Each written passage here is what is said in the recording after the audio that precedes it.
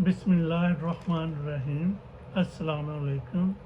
This is Muhammad Iqbal from Toronto. خدا کر کے صدر صاحب نے قومی اسمبلی کے اجلاس کی سمری پر دستخط کر دیے. پہلے آپ نے بڑا اصولی موقف کیا تھا کہ قومی اسمبلی چونکہ مکمل نہیں، پی ٹی آئی کو اور سنی اتحاد کو اضافی جو مخصوص قومی اسمبلی کی نشستیں ہیں وہ ابھی نہیں الاٹ کی گئیں، اس لیے قومی اسمبلی مکمل نہیں ہے، لہٰذا اس کا اجلاس نہیں بلایا جا سکا. صدر صاحب نے وہ اسمبلی ریجیکٹ کر کے واپس کر دی تھی. پھر اصل حکمرانوں نے اپنا جلوہ دکھایا اور صدر صاحب نے سرنڈر کر کے وہ اسمبلی پر سائن کر دیے اور اجلاس ہو گیا. آج اجلاس ہو گیا. اب اس دوران کیا ہوا، صدر صاحب کے اس سرنڈر کی اصولی موقف کی پر سرنڈر کی وجوہات کیا تھی، یہ تو اب تاریخ بتائے گی، آنے والا وقت بتائے گا.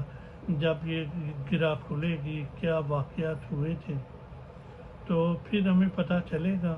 بظاہر تو اسی وقت ہی پتہ چلے گا، لیکن ایک دفعہ پھر ملٹری اسٹیبلشمنٹ نے یہ ثابت کر دیا ہے کہ پاکستان کے آئین، قانون اور کسی اصول کی کوئی اہمیت نہیں ہے ان کے سامنے.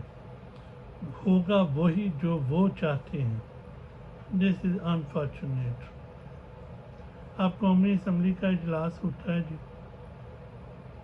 اس میں پی ٹی آئی کے ممبران آتے ہیں قومی اسمبلی کے، آ کے وہ نعرے لگاتے ہیں پی ٹی آئی کے، عمران خان کے نعرے لگاتے ہیں، پی ٹی آئی کے جھنڈے ان کے پاس ہیں.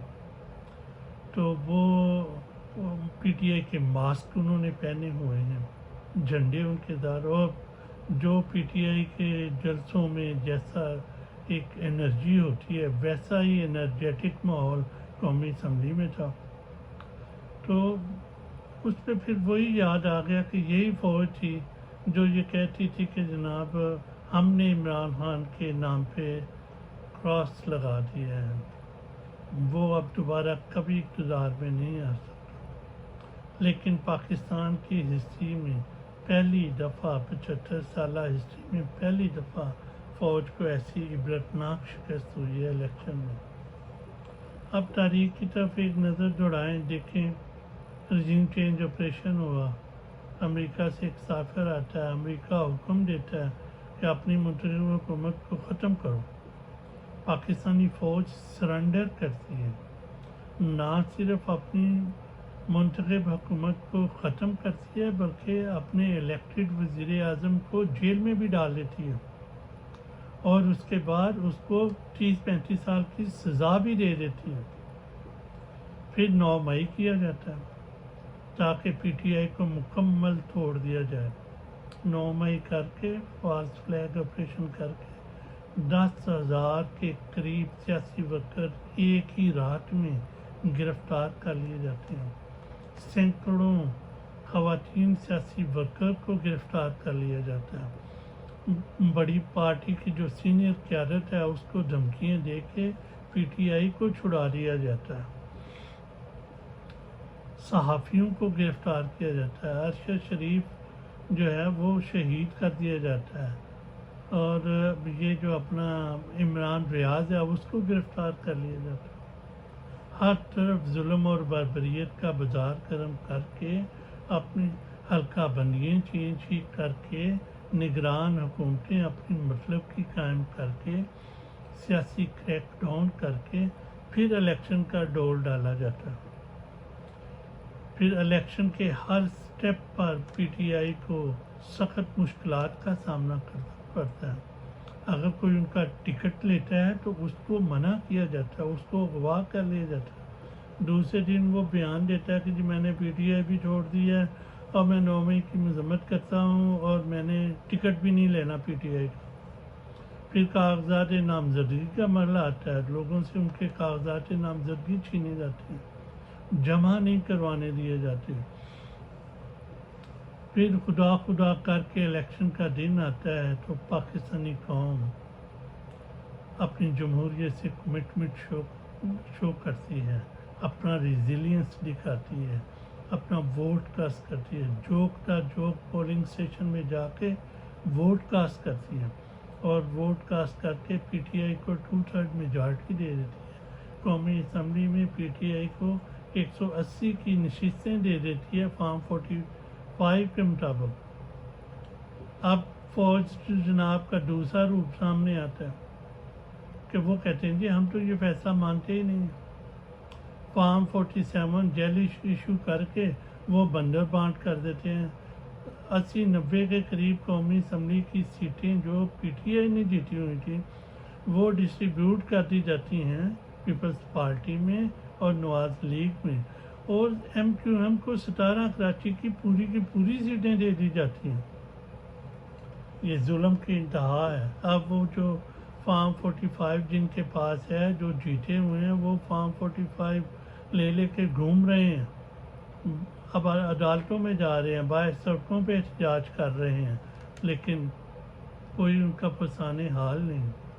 اس کے باوجود بھی اب 93 کے قریب 94 کے قریب پی ٹی آئی کی قومی اسمبلی کی سیٹیں ہیں، اور اگر انہیں مخصوص قومی اسمبلی کی نشستیں مل جائیں تو وہ اچھی خاصی میجارٹی بن جاتی ہے۔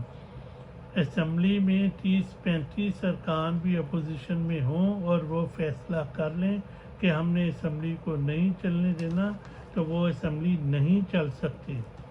یہاں تو 90 92 93 ہیں، اور اگر ان کی مخصوص نشستیں ملا لی گئیں تو وہ 100-125 سے اوپر ہو جائیں گے۔ تو اتنی بڑی اپوزیشن کے ساتھ اور جن کا مینڈیٹ بھی آپ نے چرایا ہوا ہے تو یہ ہاؤس کیسے چل سکتا ہے؟ یہ کمپنی نہیں چلنے والی۔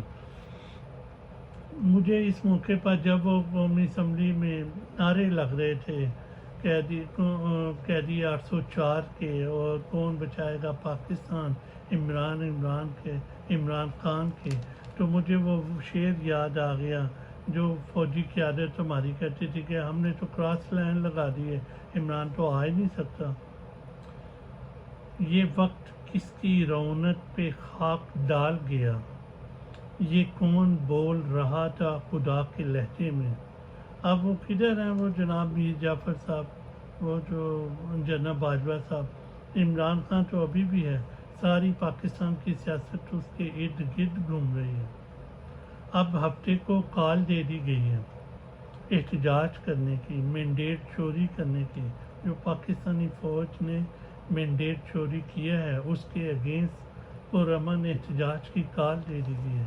میرا اپنا تجزیہ یہ ہے کہ پاکستانیوں کو الٹیمیٹلی ترکی ماڈل پہ جانا پڑے گا، کیونکہ پاکستان کی فوج نہ تو پاکستان کے آئین کو مانتی ہے، نہ کسی قانون کو مانتی ہے، نہ کسی موریلٹی کو مانتی ہے۔ تو وہ تو کہتے ہیں بس ہماری ہی چلے گی۔ اب قوم نے ہونا تو یہ چاہیے تھا، ہم نے تو یہ پڑھا تھا، تاریخ میں یہ پڑھا تھا کہ ایک آنریبل جو ایک سولجر ہوتا ہے جب اس کو ڈیفیٹ ہوتی ہے تو وہ ڈگنیٹی سے، وہ گریسفل طریقے سے وہ اس کو ایکسیپٹ کرتا ہے۔ لیکن یہاں کیا ہو رہا ہے، وہ ڈیفیٹ کو ایکسیپٹ نہیں کر رہے بلکہ اس کو چینج کر رہے ہیں، عوامی مینڈیٹ کو چھین کر اپنی مرضی کی حکومت مسلط کر رہے ہیں۔ تو مطلب کیا ہوا؟ عوام کے پاس کیا ہوتا ہے؟ صرف یہی ہوتا ہے، ووٹ کی پرچی ہوتی ہے نا، کہ انہوں نے اپنے ووٹ سے فیصلہ کرنا ہے کہ ہمارا یہ نمائندہ اور ہماری ریاست یہ نمائندے چلائیں گے۔